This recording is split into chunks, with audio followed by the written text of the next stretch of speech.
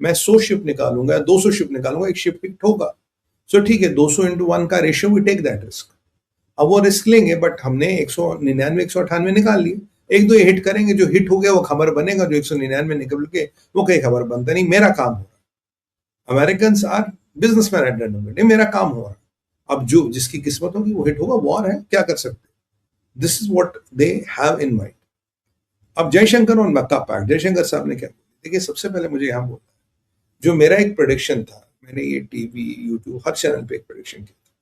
मैंने कहा भाई साहब, it's a matter of time, Bangladesh will be joining Mecca pact, Bangladesh के दरवाजे तक मक्का पैक्ट आएगा, ये मैंने आपको कहा था, और बिल्कुल ये सच हुआ है। बांग्लादेश का रहमान भारत नहीं आ रहा, उसके लिए शर्तें लगा रहा है, and he is trying to play with a super power like India. और जब उसकी दाल रोटी भारत पे डिपेंडेंट है, लिबरेट भारत ने करा, पर आज वो बहुत बड़ा तीरंदाज बन गया है। बांग्लादेश ने सर ऑफिशियली कहा है कि we are contemplating joining Mecca pact. कल सीरिया ने कहा, आज बांग्लादेश ने कहा। मैं आपको शुरू से कह रहा हूं, तैयब अर्दोगन की स्ट्रैटेजी दो लोगों के आसपास है। मक्का पैक्ट, एक तो ईरान, एक तो इजराइल का घेराव करना, एक भारत का घेराव करना, क्योंकि ये दोनों केवल ऐसी सभ्यताएं जिन्होंने इस्लामिक इन्वेजन को सहा है और कन्वर्ट नहीं हुए। ये तकलीफ है कि यार इजिप्ट कन्वर्ट हो गया, पर्शियन सिविलाइजेशन को कन्वर्ट कर दिया, लेबनान को कन्वर्ट कर लिया, you know they have converted pretty much everywhere, but यहां फेल हो रहा है 1000 साल से। So what do we do? हमें किसी भी तरीके से इनको कन्वर्ट करना, इजराइल को तो घेर के मारना है। मैंने आपको पहले कहा नहीं, पैलेस्टीन से कोई मतलब नहीं, इजराइल को घेर के मारना है, उसके लिए सीरिया को एक्टिवेट करना है। अगर सीरिया मक्का अलायंस ज्वाइन करता, कल को इजराइल सीरिया में बॉम्बिंग करता, तुर्किया कहता मेरे पे बॉम्बिंग हो गई, मेरे पे बॉम्बिंग हुई, मैं आपको जवाब दूंगा। बांग्लादेश जो आपके टुकड़ों पे पलता, जो आपके रहमो करम पे जिंदा है, हमने उनको लिबरेट करा है। आप जानते हैं, मैं कई बार टीवी डिबेट्स में बैठा हूं, कितने वेटरन हैं जो अब लॉस देयर लाइव्स, कितने लोग हमारे परमानेंटली डिसेबल हो गए, हमने उन्हें जीवन दान दिया। जब पाकिस्तानी इनका बलात्कार कर रहे थे, इनकी माँ और बहनों का, हमने जाके इनको बचाया। और आज रहमान कह रहा है कि भारत में आने की मेरी ये शर्तें हैं और मैं मक्का अलायंस ज्वाइन कर रहा हूं। मैं आपको शुरू से कहता हूं, एक बात याद रखिएगा, सांप में सांप के बच्चे पे जहर इक्वल होता। मैं बांग्लादेश को ईस्ट पाकिस्तान कहता हूं। प्यू की रिसर्च आपने देखी थी, 6 नंबर पे 6% पीपल एंडोर्स पाकिस्तान या लाइक पाकिस्तान, फिर पैलेस्तीन था 14% और 15% पे आपका बांग्लादेश था। अब जो प्यू वालों का रिसर्च है बिल्कुल ठीक था कि इतने ही लोग बांग्लादेश को पसंद करते और बांग्लादेश है ही ऐसा। There is nothing wrong in what they are saying, they are absolutely right in there.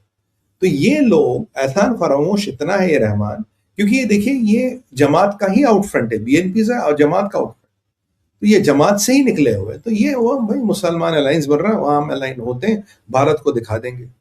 और भारत के रहमो करम पे, भारत के टुकड़ों पे पलता बांग्लादेश।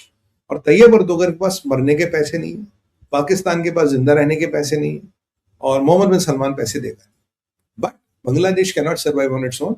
मैं आपको कह रहा हूँ ना, किसी भी इस्लामिक कंट्री के लिए अमेरिका बनना इम्पॉसिबल है, भारत बनना इम्पॉसिबल है, बट हाँ, अमेरिका बनना इम्पॉसिबल है, बट अफगानिस्तान बनना बहुत पॉसिबल है। अफगानिस्तान बनना बहुत पॉसिबल है। वैसे कहते हैं ना, पाकिस्तान में 3 ए है जिसके खिलाफ कोई नहीं बोलता, अमेरिका, अल्लाह और आर्मी। तो भाई ठीक, एक और ए भी मैंने जोड़ दिया, अफगानिस्तान, वो अंडर है। अफगानिस्तान ये लोग कभी भी बन सकते हैं, इन्हें कोई नहीं रोक सकता। अफगानिस्तान ये नेचुरल ट्रेजेक्ट्री है। जैसे ही एक इस्लामिक कंट्री स्टेबल होती है और उसमें ये जिहादी एलिमेंट सक्रिय हो गए, तो वो सीधा अफगानिस्तान की तरफ भागती है। और भाइयों बहनों, आप जानते हैं ये प्रेडिक्शन मैं महीनों पहले कर चुका कि they will ultimately and up at not even Pakistan, Bangladesh बनेगा अफगानिस्तान। क्योंकि पाकिस्तान में फिर भी एक सेंट्रलाइज्ड आर्मी जिसके पास ताकत है, जो देश को फिर भी एक रख रही है। बांग्लादेश में ऐसा कुछ नहीं है, वहां तो आर्मी चीफ ही दाढ़ी उगा रहा है आजकल, बकरुल मुल्ला बन रहा। तो ये सीधा बनेंगे अफगानिस्तान। ये मैंने महीनों पहले, रादर साल 2 साल पहले प्रोडिक्शन किया, सीधा अफगानिस्तान बनेगा। नो बडी कैन स्टॉप, ये आप मान के चलिए। तो अब ये मक्का अलायंस का बूथ यहां तक आ गया। बहुत जल्दी मिस्टर मुज्जू यानी कि मालदीव्स भी ये करेगा, जबकि मालदीव्स में पानी भी भारत से जाता है। अगर इंडियन ओशन 1-2 फुट उठ गया तो शायद पता नहीं फिर तुर्किया बचाने आएगा या चाइना। और इन सब के पीछे एक फ्रैंकेस्टीन है जो ओबामा ने बनाया था, वो है चाइना। इस सब के पीछे जो सूत्रधार है वो है चाइना। इस सब के पीछे जो टेक्नोलॉजी देता, जो इंटेल देता, जो सब कुछ देता वो चाइना। तो प्रैक्टिकली टेक्निकली आप मान सकते हैं कि मक्का अलायंस का डायरेक्टर प्रोड्यूसर तो तैयब अर्दोगन हो गया, डायरेक्टर इसका चाइना। क्योंकि अल्टीमेटली चाइना पैसा, हथियार, इंटेलिजेंस सब कुछ लगाएगा मक्का एयरलाइंस को सक्रिय करने में, क्योंकि मक्का एयरलाइंस गंदा काम करेगा उसके लिए, रेड जहाज, where Reds want jihadis to do the dirty work, and exactly this is what Makkah Alliance will do for them. Bharat को तंग करना मक्का एयरलाइंस, किसी को भी तंग करना मक्का एयरलाइंस काम करेगी। और तैयब अर्दोगन का प्रोजेक्ट क्या है? इजराइल और भारत का घेरा, पाकिस्तान का भारत, इजराइल तैयब अर्दोगन का। और जो ग्रेटर बांग्लादेश का प्रोजेक्ट है आप जानते हैं, वो भी तुर्की का एनजीओ चला रहा था। अब तो भगवान की कृपा है कि शिवंदु दा वहां बैठते हैं वेस्ट बंगाल में, कुछ ज्यादा नहीं हो पाएगा, बट अगर ममता बैठी होती तो कुछ भी हो सकता था। आप जानते हैं मालदा, मुर्शिदाबाद, 24 नॉर्थ परगना, ये सब क्षेत्र को ग्रेटर बांग्लादेश बनाने का प्रोजेक्ट था। सौमित्र खान जो बीजेपी के सांसद हैं, उन्होंने तो खुद ये पार्लियामेंट में बताया था कि ऐसा इनका प्रोजेक्ट है जी, और ये तुर्किश एनजीओ चला रहा था, तैयब अर्दोगन चला रहा था। अब उसी बांग्लादेश को वहां लगा। अब इसीलिए शेख हसीना का जीतना जरूरी था, इसीलिए शेख हसीना का वहां होना जरूरी था।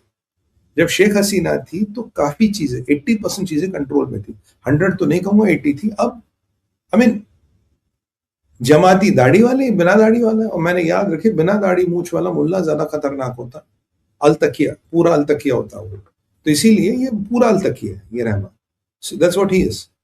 तो अब यहाँ परिस्थितियां थोड़ी विचित्र है, परिस्थितियां थोड़ी नाजुक है, क्योंकि अगर ये बांग्लादेश मक्का एयरलाइन का, ऐसा नहीं हमारा कुछ उखाड़ लेंगे, बट आपको इंटेंशन पता लगे, जिस थाली में खाना उसी में छेद करना, जिस थाली में खाना उसी में थूकना, तो आपको ये इंटेंशन पता लग रहे चाहते क्या।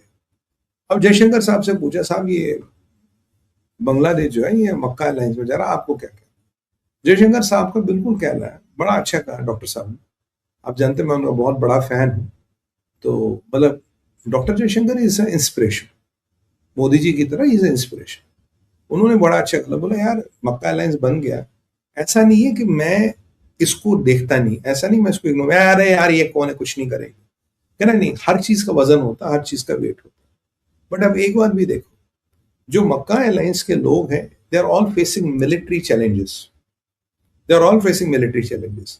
पर मक्का एयरलाइंस ने किसका मिलिट्री चैलेंज सेटल कर दिया? भाई मिलिट्री चैलेंज तो अभी आपके सऊदियों का भी है, मिलिट्री चैलेंज आपके बाकी लोग का, तो मक्का एयरलाइंस वालों ने किसका मिलिट्री चैलेंज सेटल कर दिया? तो कह रहे तो आपका कहना है कि वो मतलब कुकी बम है, मतलब इज अ यूजलेस एयरलाइंस। नहीं, everything has a weight, everything matters. But अगर आप प्रैक्टिकली देखें तो किसने किसका चैलेंज यूज कर लिया, कौन किसके लिए लड़ने गया? सऊदियों के लिए कौन लड़ने गया? और जब से आपने एक चीज देखो, जब से सऊदियों ने मक्का एयरलाइन ज्वाइन किया, अमेरिका और इजराइल ने बिल्कुल हाथ खींच लिया, American are not doing anything. जबकि आज ज़ेलेंस्की भी रो रहा था, अगर मुझे यार मिसाइल नहीं मिल रहे, भाई तेरे को बोला था रशिया के ऑयल पे अटैक मत कर, तुझे समझ नहीं आया तो तेरे मिसाइल बंद हो गए। अब मोहम्मद बिन सलमान ने he went and sign this alliance, तो अब तो भैया ठीक है, कर लो अलायंस साइन करो, तैयब अर्दोगन बचाएगा तुम्हें, तुर्किया बचाएगा, पाकिस्तान बचाएगा, मैं तो कह रहा हूं बांग्लादेश भी बचाएगा तुम्हें। देखिए कल को सीरिया को अटैक करोगे तो यू आर, आज हमारे परिस्थिति क्या है देखिए, let's talk factual. You go and strike Bangladesh, तो basically you are striking Pakistan and you are also striking Saudi, you are also striking Turkiye practically. बोलोगे ऑपरेशन सिंदूर में तो सारे आए थे, बिल्कुल आए थे। मोदी जी ने 15 अगस्त को क्या बोला? बोला सेना के शक्ति बढ़ानी है, सेना के लिए अस्त्र शस्त्र बढ़ा रहे। मेरे को अब लगता है, जो मेरी बहुत सालों से निवेदन है माननीय प्रधानमंत्री जी से, कि सर आर्मी का बजट कम से कम 1.5 से 2 गुना तो डिफेंस बजट। जैसे मोदी जी ने बहुत पैसे दिए पीछे कैपेक्स के लिए, मैं बहुत हाथ जोड़ के हर प्लेटफॉर्म से निवेदन करता रहा, कैपेक्स के लिए पैसे दीजिए। अब बजट ना दे, अब कैपेक्स बजट दे दे, हथियार खरीद लो, हथियार खरीदे भारतीय सेना। और मैं मानता हूं कि अब हथियार और खरीदे जाएंगे, अग्निवीर में हम और लोग लेंगे और चीजों को और